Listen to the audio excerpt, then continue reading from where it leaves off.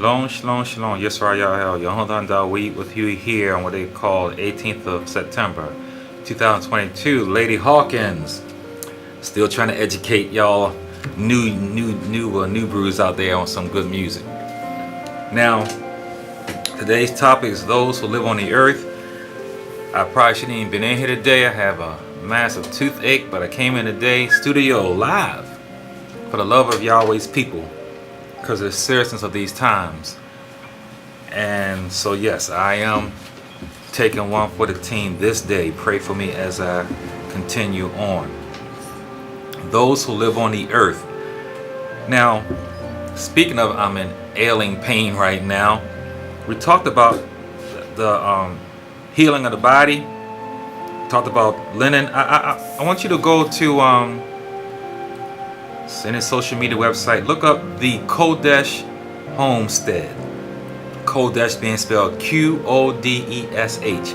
The Kodesh Homestead talks about the healing properties of linen. You can get somebody from there who's more of an expert on this.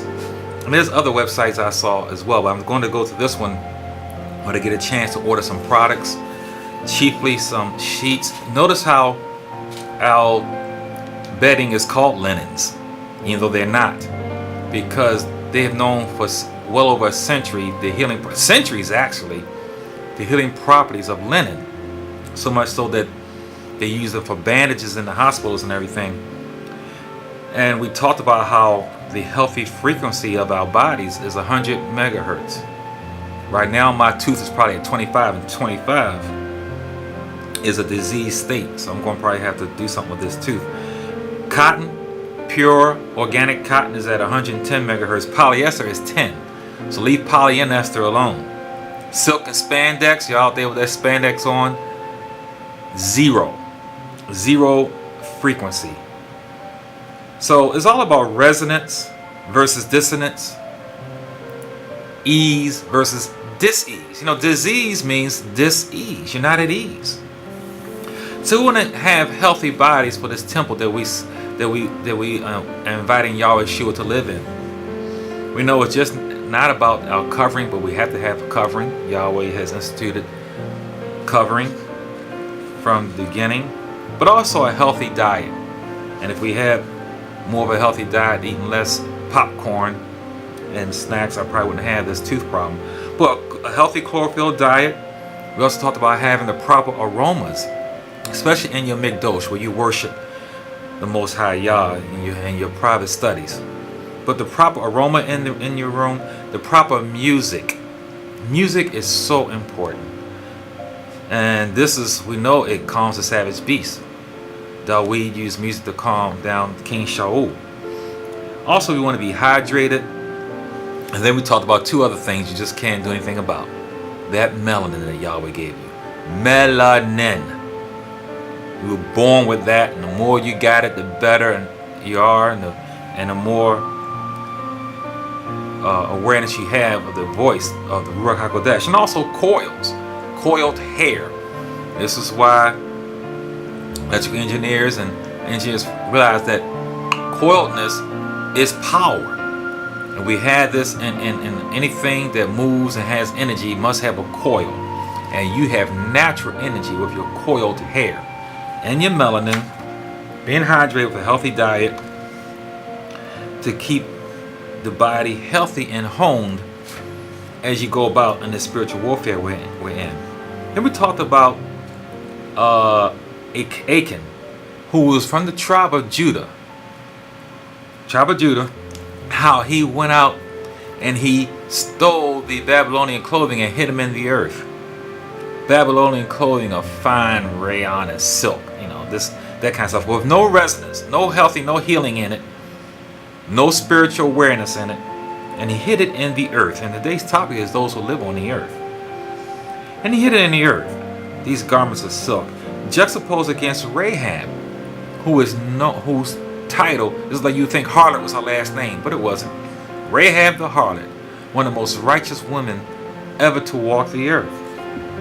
How she had that flax on her rooftop in hope and promise as she laid on her back to support her whole family, which included a father.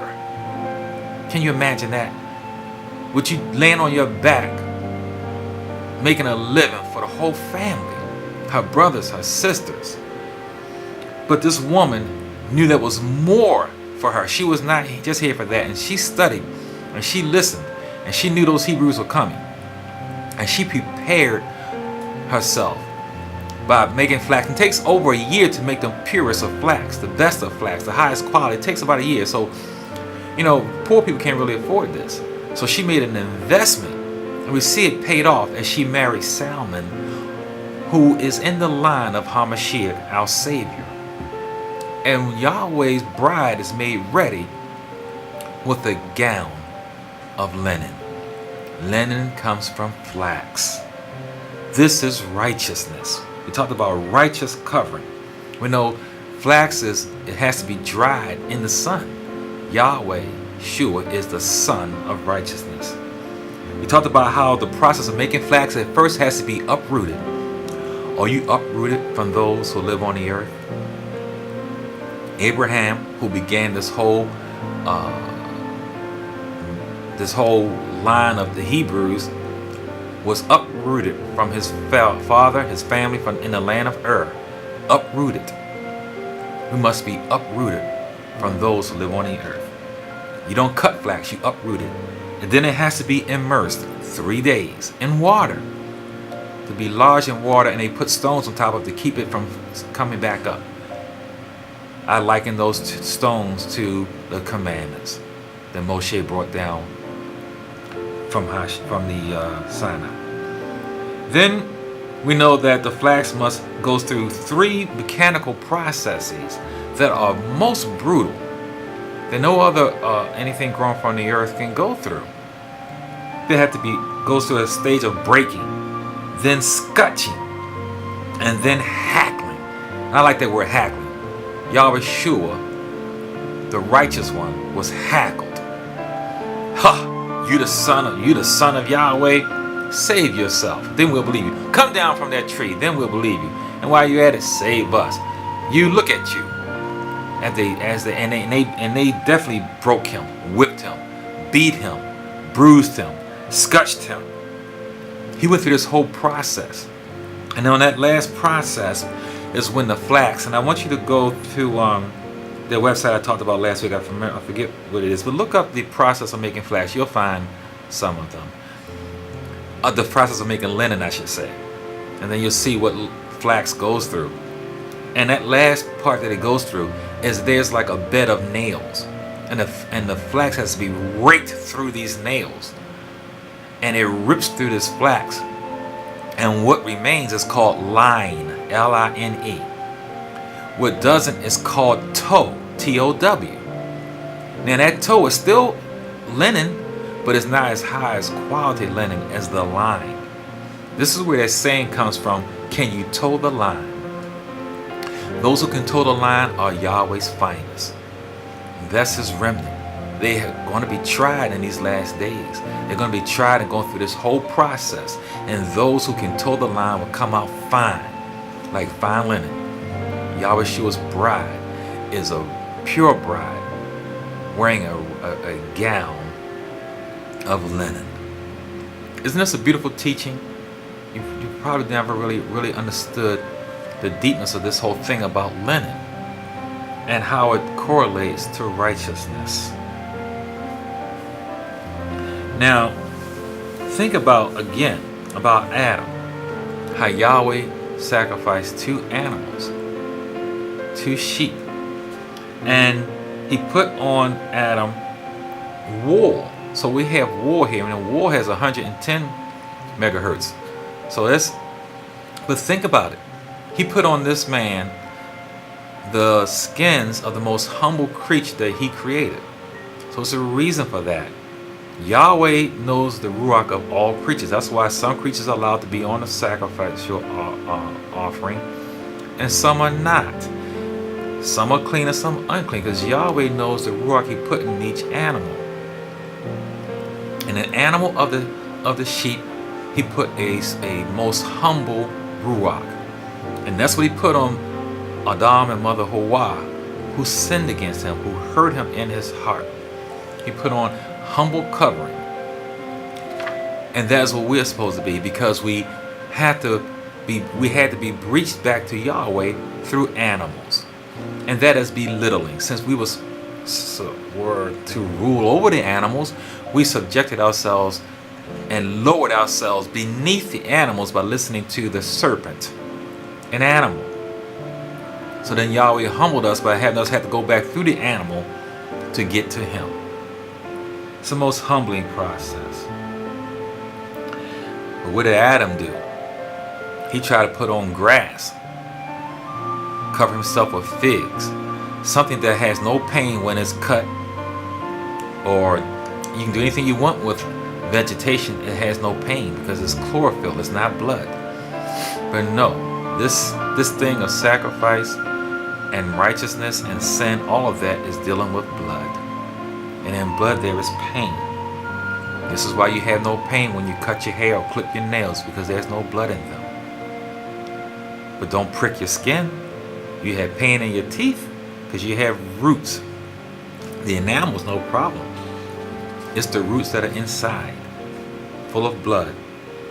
Yahweh says, no, you're not getting away with that. You're not going to cover yourself with grass.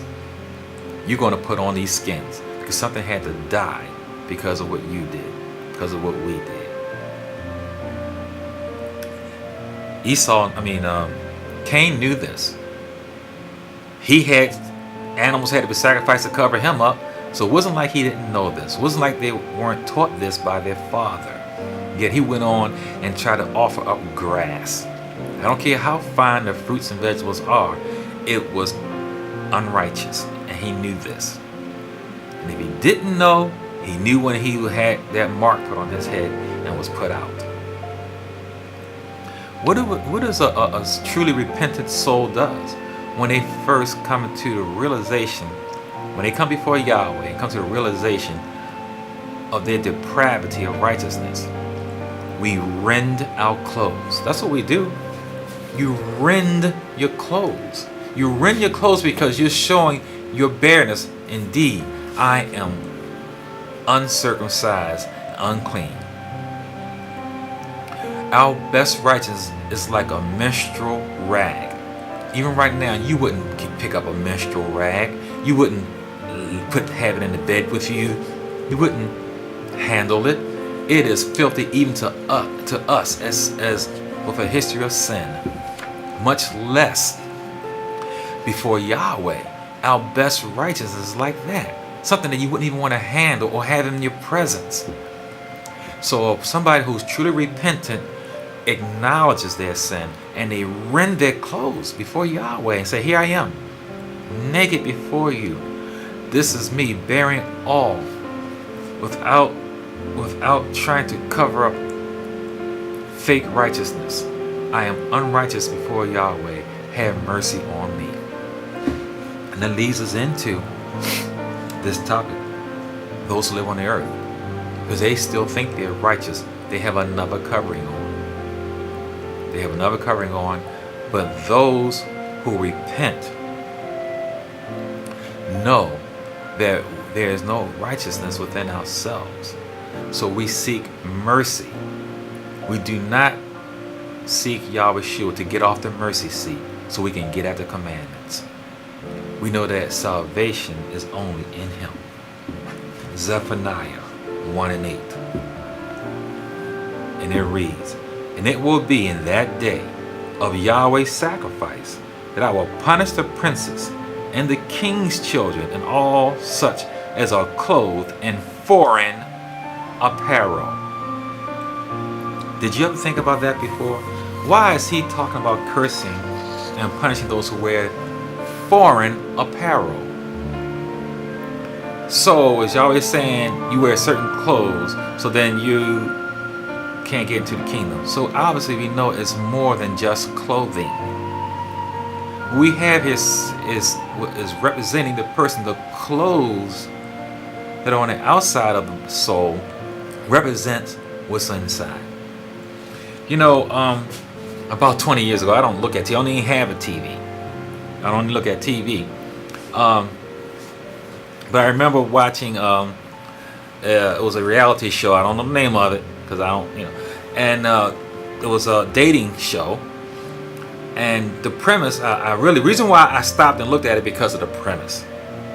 Premise was this: the woman, and it switch up the man as well, but the woman would have to choose which of these three men she wanted without ever seeing the man. She has to see the affects of the man. One of the things, you go in, you see what books he read, you see what clothes he wear. They had to go into the closet and see what kind of clothing he wore, and these type of things. And then you go to the next man's affects. And I love this premise because the woman could not use her eyes, and vice versa. The man could not use his eyes to decide which one of these women he would choose as his bride. And this is a beautiful premise because the eyes to see. Look at the woman and she's beautiful and curvy, but then if you see that she's a hoochie mama, you can tell based on her closet. What's in your closet says a lot about the person. Also, what's on his bookshelf. You look at my bookshelf, you're going to know what kind of man this is based on what's on my bookshelf. And the same thing with my closet, but it speaks, what the person wears speaks a lot to them. So that adds a lot of weight to what is said here in Zephaniah 1:8 about Yahweh judging those who wear foreign apparel.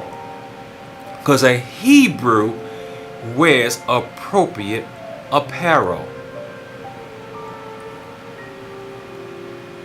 And you should not even be wearing animal skins, because again, we're talking about wild animals and all that, lions and tigers and bears and all this kind of thing.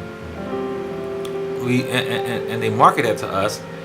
We realize again, why did not Yahweh choose a leopard or snake skins to cover up, since they got beguiled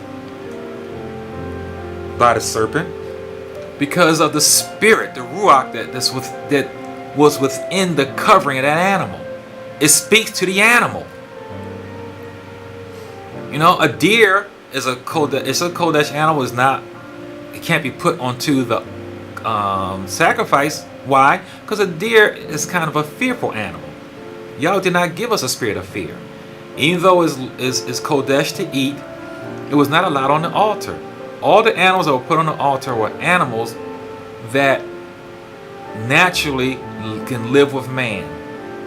They do not rough man, they do not half man, and they kind of depend on man. Those are the kind of animals that were allowed on the offering for sacrifice. You think that was just by coincidence? Yah is all about the ruach of the animal that's within those skins. So it behooves you not to wear wild animal skins and evils. You shouldn't be wearing certain clothing. Yahweh will judge those who wear foreign apparel. The whole world knew who the Hebrew was based on what their clothing looked like. The Egyptian princess knew that there was a Hebrew boy that she drew out of water because Moshe was covering Moshe up. That was a Hebrew baby. Zechariah 3:1-7. Zechariah 3, and I want to read verses 1-7. Then he showed me Yahushua, the high priest, standing before the Malach of Yahweh, and Satan, standing at his right hand to oppose him. And Yahweh said to Satan, Yahweh rebuke you, Satan. Yahweh, who has chosen Jerusalem, rebuke you. Is this not a brand plucked from the fire? Now Yahushua was clothed with filthy garments, and was standing before the Malach. Then he answered and spoke to those who stood before him, saying, Take away the filthy garments from him. And to him he said, See, I have removed your iniquity from you, and I will clothe you with rich robes. And I said, Let them put a clean turban on his head. So they put a clean turban on his head, and they put the clothes on him, and the Malach of Yahweh stood by. Then the Malach of Yahweh admonished Yahushua, saying, Thus says Yahweh Sabaoth, if you will walk in my ways, and if you will keep my command, I want to talk about that, keep my command, then you will also judge my house, and likewise have charge of my courts. I will give you places to walk among these who stand here. Places to walk among those who stand here, those who walk on the earth, if you obey his commands. Yahushua means Yah, he is salvation. Yahweh means Yah, I am salvation. So this is what you call Joshua, who was a high priest, and in his best righteousness before Yahweh was filthy rags. Yahweh, who was there, who was the angel of Yahweh, put on him his righteousness. As long as he, so this again, this is not just about clothing. You see what it stands for. It stands for a disposition of the ruach of the person, a position they have with him. Are you going to say that you can literally just go out from working in the field or doing whatever, and come into your prayer and worship place filthy and dirty, and just go ahead and start praising and worshiping Yahweh? If the circumstances cause for that, and then that's fine. But other than that, you go into the house, you take a shower and change your clothes and come before Yahweh. And you gonna put on a shirt that's a big old beer mug on the front of it, worshiping, praising Yahweh. Or you can put on a Betty Boop blouse. I mean, it does matter. It speaks to what this clothing is who the clothing is covering, what it looks like, and what it says on it. If whatever it's saying on it is speaking to who it speaks to, whether it's wine, beer, sex, or whatever. It is important what you cover yourself with. Yahweh is all about covering. Remember, we talked about, even if you had the most perfect body, you know it is sinful to go walking out in public, go to church butt naked, even if you had the perfect, most beautiful body. Go to a stadium full ball game. Go to work at the board office. You know that is unrighteous and filthy. Because the body is a body that has a history of sin, and that comes from the blood that's in it. We got the blood from the tree of TORAH. I gave 8, 9, 10 scriptures on that. Animals have never sinned, so they have no shame to just go around just as they are. Animals do not have to cover up anything. They have done Yahweh no wrong. We have. Those who live on the earth. You know, this is why after Adam and Mother Hawa sinned, they didn't even know they were naked. They didn't even look at themselves. They didn't know. But Satan knew they were naked, because he and his 1/3 of the host that fell with him were knocked out of heaven and uncovered. Yahweh said you had to make a name for yourself now. He took away his name El at the end of their names, and now they were uncovered. They didn't have Yahweh's righteousness over them. This is why he went to the east of the garden and covered himself with jewels before he presented himself to Mother Hawa. He covered his nakedness with jewels, with things of the earth, things that come from the earth. He covered himself with. Now, Adam and Mother Hawa were naked because that glow, that Shekinah, was no longer over them. And now you could see their bare skin in their body, which is sinful. So they lost that covering, and they only knew it initially because it was made known to them by the first man who was uncovered, Hasatan, the accuser. That Yahweh said, "You are rebuked, a brand plucked from the fire." You know, we're talking about those who live on the earth, and the reason why I want to talk about that, because we know that in these latter days, why is the Bible talking about judging those who live on the earth? In Revelations alone, you can probably find 15, 20 scriptures about saying this thing. But I want to mention just 7 of them, because we know in these latter days there's also Yahweh's remnant on the earth, and there's also the remnant that has to go through the trials and be purified 10 days. So obviously, when the saying goes that Yahweh's going to punish those who live on the earth, it must not be mean those who are walking, living, and breathing. It means more than that. Just like our clothing covering means more than just clothes. Let's read Revelations 3 and 10. Yahweh speaking, and he says, "Because you have kept my command to persevere, I also will keep you from the hour of trial, which will come upon the whole world to test those who live on the earth." First, Yahweh speaking. Second, he said those who persevere. Did not just get finished reading in Zechariah 3, 1 through 7. In verse 7, he admonishes Yahushua, which means Yah, he is salvation, to persevere in keeping his command. Not plural. One word, command. Right here in Revelation 3:10, Yahweh is telling this faithful called out assembly, this is the assembly of Philadelphia, that they have persevered and kept his command. One word, command. And they have persevered. This is the faithful assembly, Philadelphia, that everyone claims that they are in. So, Philadelphians, what is Yahweh's command then? We know what the word means. It means brotherly love. Thank you. I hope you're getting this message that I've been sending for the last 3 months as we head into trumpets next week. Love Yahweh with all your heart, might, and soul. Love your neighbor as yourself. This is Yahweh's command. Am I teaching heresy? Obviously, the answer is no. I'm in good company with Yahweh. Yahweh says that the delineation between his people and those who live on the earth, which is the topic today, are those who persevere and keep his command. He said it in the Old Testament, which you call it, and the New Testament, which you call it. Keep his command. And his command is to love him and to love his image. You and me are his image. This is his command.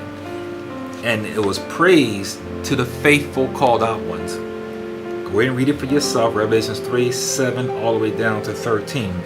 The so-called Church of Philadelphia. Not saved based on keeping 660-something commandments. The sheep that went to the right got onto the right for doing good works to Yahweh's image. They did it from their heart because they didn't even realize they were doing it for him. They said, when did we see you? We didn't see you, Yahweh. The woman just needed some food. Her child needed some food, that's all. The man just needed $5. Yahweh said, that was me. That was me. The ghosts on the left, they came there expecting to be saved, so they must have been doing good works. They were doing good 666 commandment works. See, the thing about these people who live on the earth, we're going to talk about this. In this verse I just read, he says, I will also keep you from the hour of trial, which will come upon the whole world to test those who live on the earth. But the Philadelphians are also on the earth. So the difference is the Philadelphians kept the command of Yahweh, like the sheep on his right. Those who live on the earth were keeping the commands of Moshe. And those who live on the earth benefit from the earth and its continuance. They benefit from this. If Yahweh comes, it will stop their roll, stop their flow of gaining. When the earth does well, they do well. Those who love Yahweh do not wax when this earth waxes. This earth waxes and we wane. You know, go to another example, Revelation 6 and 10. I'm not going to read it, but the saints said, how long, Yahweh, before you avenge your blood on those who live on the earth? Obviously, he was not talking about Yahweh's remnant. They're on the earth also. Those who live on the earth are persecuting us. They're persecuting us with their policies, their laws that they enact and try to force on us in fear to comply with their standards of what is lawfulness. Those who live on earth are not against law. They want law. They want law per their point of view, not Yahweh's point of view. Revelations, I do want to read this one. Revelations 11, 7 through 10. Revelation 11, 7 through 10. Jonathan Dawid here on WFPR 1590. Streaming live on MyTune Radio. 11, 7 through 10. And it reads, this is when the witnesses were killed, the two witnesses, remember? We had 2 lessons on that. When they finished their testimony, the beast that ascends out of the bottomless pit will make war against them, overcome them, and kill them. And their dead bodies will lie in the street of the great city, which spiritually is called Sodom and Egypt, where also our master was executed. Then those from the peoples, tribes, tongues, and nations will see their dead bodies 3.5 days, and not allow their dead bodies to be put into graves. And those who live on the earth will rejoice over them, make merry, send gifts to one another, and because these 2 prophets tormented those who live on the earth. Now in the previous scripture, Yahweh talks about testing those who live on the earth. Now when a teacher gives a test, I want people to get this right about this word test. When a teacher gives the class a test, it's not to test what he or she knows. The teacher already knows the information. The teacher is the instructor. That's why he and she is teaching it. The students are getting the test to see what they know and don't know. Then the teacher will know what the student doesn't know based on the results of the test. When Yahweh tests us, it's not for him to gain knowledge out of the test. It's for us to gain the knowledge out of the test. And it's for us to see where we're lacking. And then here we see that these who live on the earth were celebrating, and they were keeping, matter of fact, this was Purim. They were keeping Purim. Keeping, once again, all those endless sets of commandments, and Purim happens not to be in the Bible. There's no, those who live on the earth like to add onto the word of Yahweh. But they were giving gifts and exchanging gifts. This wasn't Christmas, this was Purim. This was happening in Jerusalem. See, it says the great city which is called Sodom and Egypt, spiritually called Sodom and Egypt. That's Yisrael, fallen apostate Yisrael. So they're not keeping Christmas in Israel, they were keeping Purim. And they were celebrating and giving gifts and exchanging gifts with the death of these 2 righteous men who was teaching the Besorah. This shows that even then, at these latter days, with Elijah and Moshe himself, the law and the prophets, they claim they're keeping the law, but they're not understanding it. They will go ahead and kill Moshe and kill Elijah. The soul that sins must die. And these 2 men didn't die, so they came back, but they die and then they go back to heaven.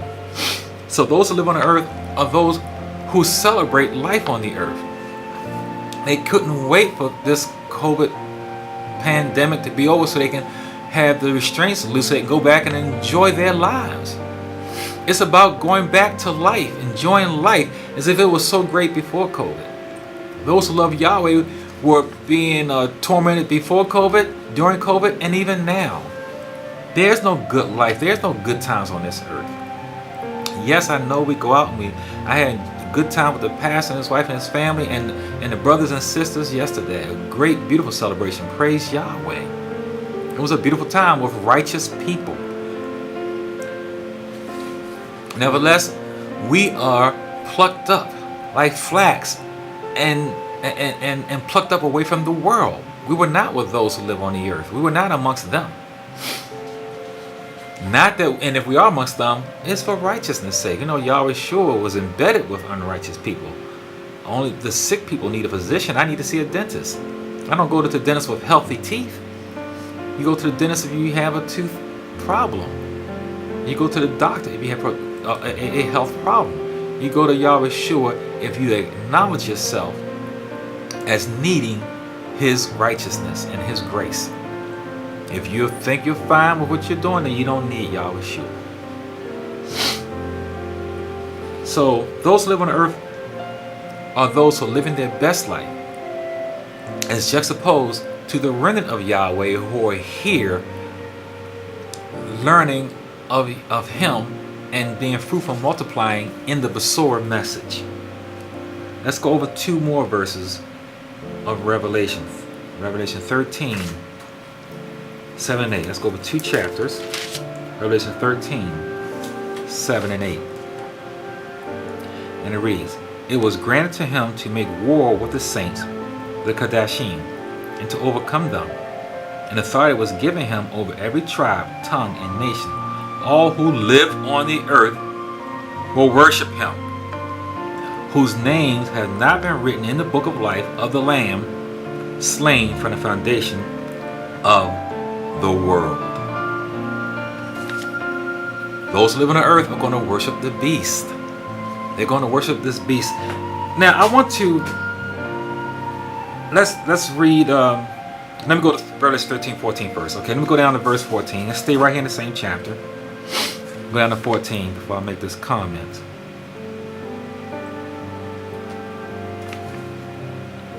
And it reads, "And he deceives those who live on the earth by those signs which he was granted to do in the sight of the beast, telling those who live on the earth to make an image to the beast who was wounded by the sword and lived." Remember, we talked about the false Messiah too, because some people aren't going to be fooled by the first anti-Messiah until the false anti-Messiah kills him. Then they say, "Oh, then that's the correct Messiah because he just killed that one." But so we see that they're going to make this image. They're going to be deceived by this beast. And how's that going to happen? We know they say God don't like ugly. We know Yahweh doesn't like ugly. Yahweh makes beautiful things. He doesn't make anything ugly. He doesn't create ugly. That's not what a beautiful creator does. So one of the things that we taught here on Y'all, if you're Christians, that is imperative. Please listen clearly what I'm getting ready to say right now. This is imperative about this deception thing. Everything that we read in Daniel, everything that we read in Revelation, everything about beasts and dragons and horns and all these things has nothing, zero, this is important I'm getting ready to say, zero about looks of ugliness. Nobody, the narrative speaks to the ruach of these things. Hasatan was not an ugly creature in the Garden of Eden. He even jazzed himself up with the beautiful jewels that Yahweh made, beautiful stones. Yahweh made everything beautiful. So if Hasatan covered himself with things of the earth, it had to have been beautiful. He himself was the most beautiful creature in heaven. So one of the things that people get, that the Satan has once again deposited an improper image into most people's brains. It's about what he looks like, about what Yahweh looks like, about what his people looks like, about what the bride, all this. The image is wrong. Everything is going to look good. The government system is going to look like a good system. No one follows ugliness. Nobody's deceived by something's ugly. You're not going. You see the poison bottle right there next to your food. You're going to say, "Wait a minute, this person tried to poison me." If you see, if somebody's out there committing harlotry, they're going to probably choose a better looking harlot over the ugly one. No one, when the Miss America pageant, the Miss Universe pageant, they're choosing the beautiful. It's beauty that moves things that people go for. It used to be they always wanted the tall king, the tall president. But what Satan is offering is going to be beautiful. It's not going to be a beastly looking thing. It's not going to be ugly. This is critical, Yisrael, for you to understand. Satan is not going to offer anything ugly in these latter days. Every law and rule that he's going to put forth is going to look like a good law. He's going to get rid of debt. Who's against getting rid of being out of debt? I raise my hand for that. Yeah, I don't want to be out of debt. Yes. Love is going to wax cold, so lawlessness is going to abound. So Hasatan comes in with what? If there's lawlessness, he's coming with the law. To try to get everybody back on track, re-rail back on track for lawfulness. Who's against that? Nobody's against lawfulness.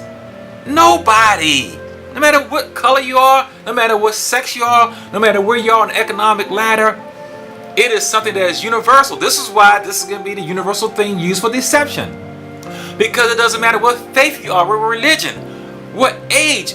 Everyone wants lawfulness. You don't want somebody to have the right to just walk in your house, smack you around, eat your food, take your wife. You want lawfulness. You want to know that if you're driving your car and you have a green light, that people going on the other side is going to stop on the red light. You want to know that.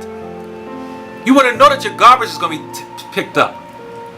You want to know that, you want to have order and understanding and peace in your heart, that there's law and order in your life. We were created that way.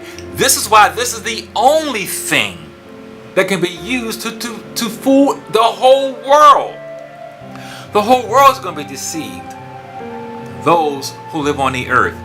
It can only be done by one element, one variable, and that is the law. Not about the name. I used to think the same thing myself. That's why Yahweh for Christians really need now to be called Yahweh for Hebrews, but I can't change it now. Because the Hebrews need to know that all of the offerings to us in these latter days will be beautiful. And it'll be something you will sign on for. It'll be something you understand. He's going to enact laws that make society work again. You're not going to have debt. And the people espousing will be handsome men and beautiful women. They're going to be androgynous, or they're going to be melon rich. Or you who hate the white man, don't worry. You're going to have a black devil up there to fool you. You're going to have a Hebrew devil up there to fool you. They're going to be beautiful people enacting beautiful laws on the outside. A wolf in lamb's clothing. He's going to put on the fleece, and he's going to fleece the people. That's where the saying comes from. Being fleeced. Being fooled, hoodwinked, tricked.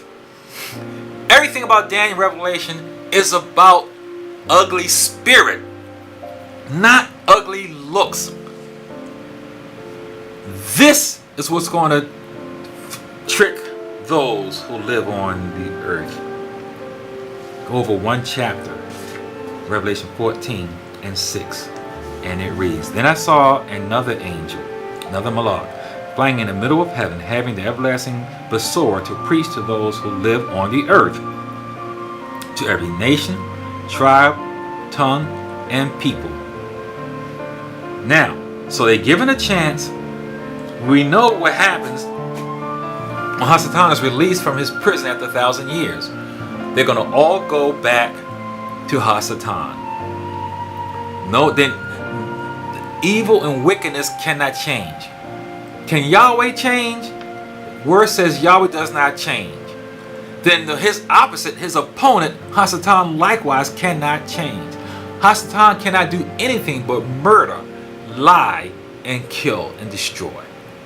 He only does evil. He only does wicked. Hasatan cannot do what is told, what is righteous, what is Sadiq, what is good. He can't do it.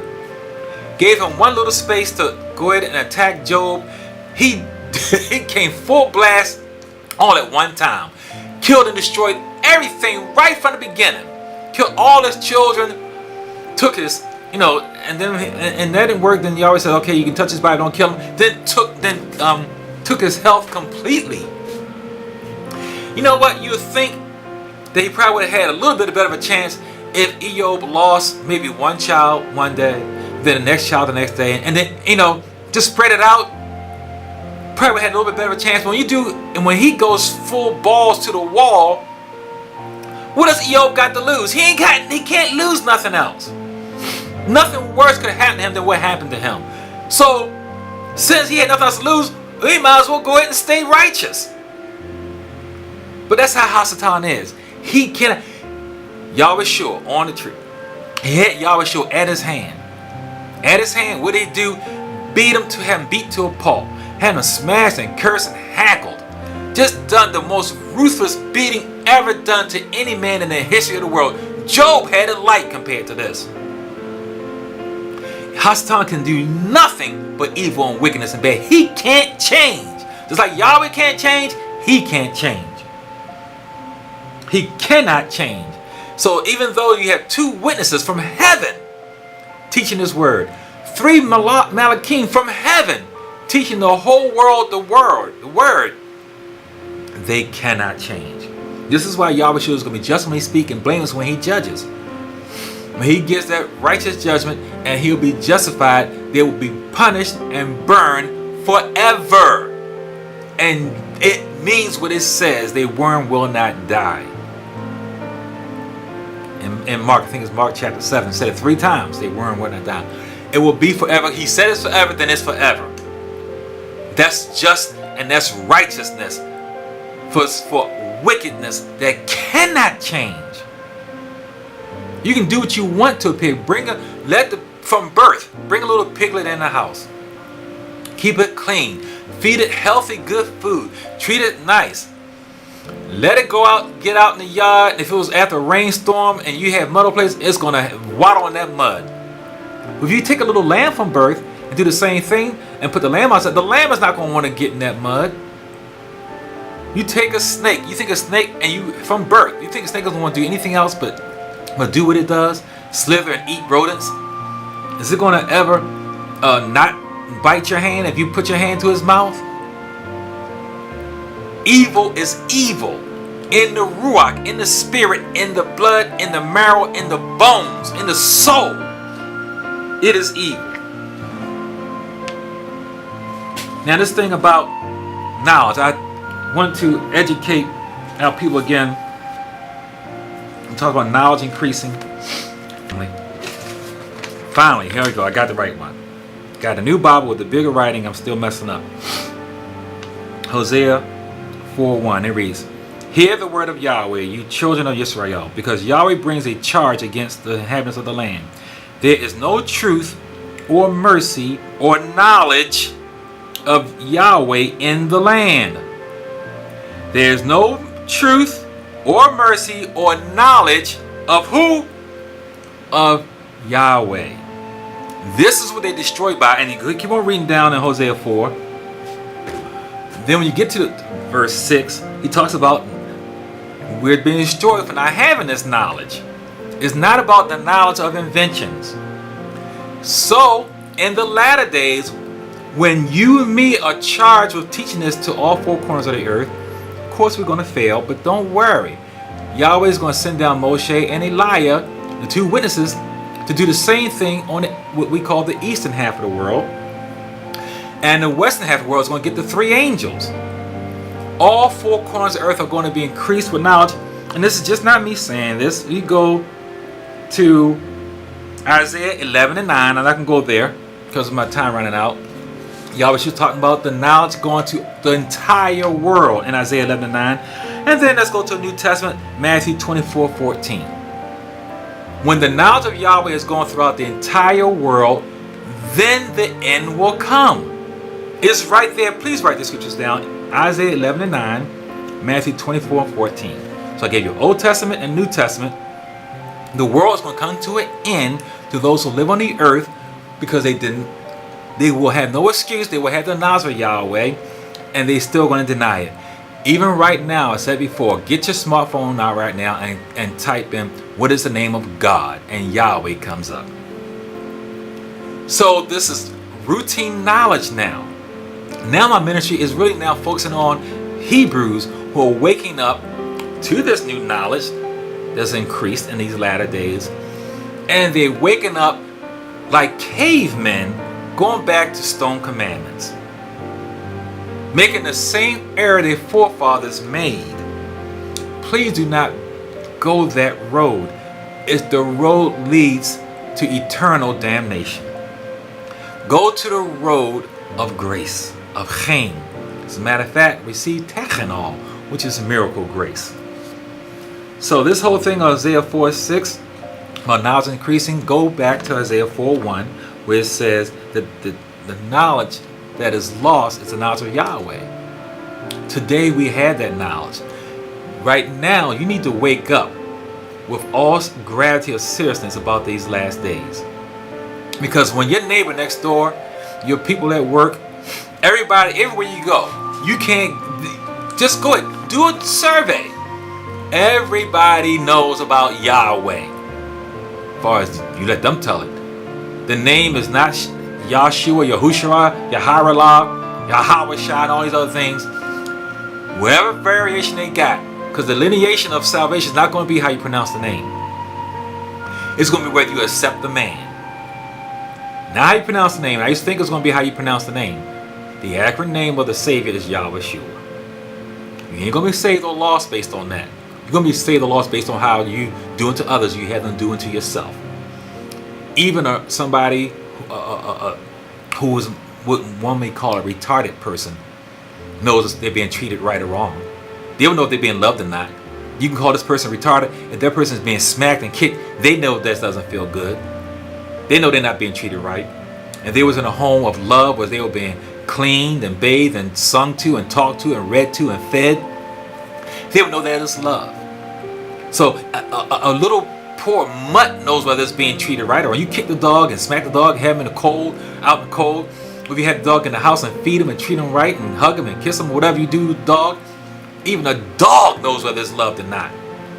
So if a so-called retarded person or a dog knows whether it's loved or not, you think a regular man like you, a woman like you and me don't know whether you're treating them right or wrong or not? Do unto others you have them do unto you. And you go into the right hand of Yahweh Shua. But you knew was waking up, smacking people aside the head, was stoning people, and talking about wanting more wives, and cursing people who are not where you are when you just woke up. Oh God, got a rude awakening for you. You got a rude awakening because the knowledge is increasing. Everybody knows it, but nobody, they really don't know it. Because you learn the name. Okay, you know it's not Jesus. Who in the world doesn't know that the Savior ain't a white-looking female Jesus man? Come on. Everybody knows that. You're not teaching anybody new. Anything with that. Nobody's looking for no white Jesus coming from the sky. Nobody. Not even white people. They even know that. So it's deeper than that. It's more than that. It's more than that. Revelation 17:8 says that they're going to marvel at this beast that comes from the pit. They're going to marvel at him. They're going to be taken by him. They're going to be mesmerized by him. Why? Because just like Mother Huwa, who saw this sparkling creature in the tree, what is this? Caught her eye and her attention. And to this day, all those who live on the earth and those who not receive the grace of Yahweh Shua are doing the same thing. And what is one of his tools on his tool belt? Signs and wonders. Signs and wonders. Magic. Didn't I say do not use your eyes? Do not use your eyes, which are set for being beguiled. That your faith comes by hearing, and hearing by the word of Yah. How can they hear unless they have a preacher? How can they be preached unless they've been sent? Get yourself under sound preaching and good teaching like you're getting right here. That your faith may be increased because good preaching is going to teach the meat. The meat is Yahweh Shua. None of these garnishes and these other things. Teaching the meat of this word. Those who live on the earth. Marveling at the beauty of this man's voice. This man's voice quivering, and that pitch tone, that resonance that's dissonant with nature. They're going to be taken by it, and taken by his looks, and taken by his voice, his beauty. This whole thing about Yahweh will provide how much? I want to talk about that next week, but we got trumpets next week, and we're going to talk about that. And it's actually on the actual day. It's on Sunday evening actually. So until then, Shalom Aleichem, peace be on you.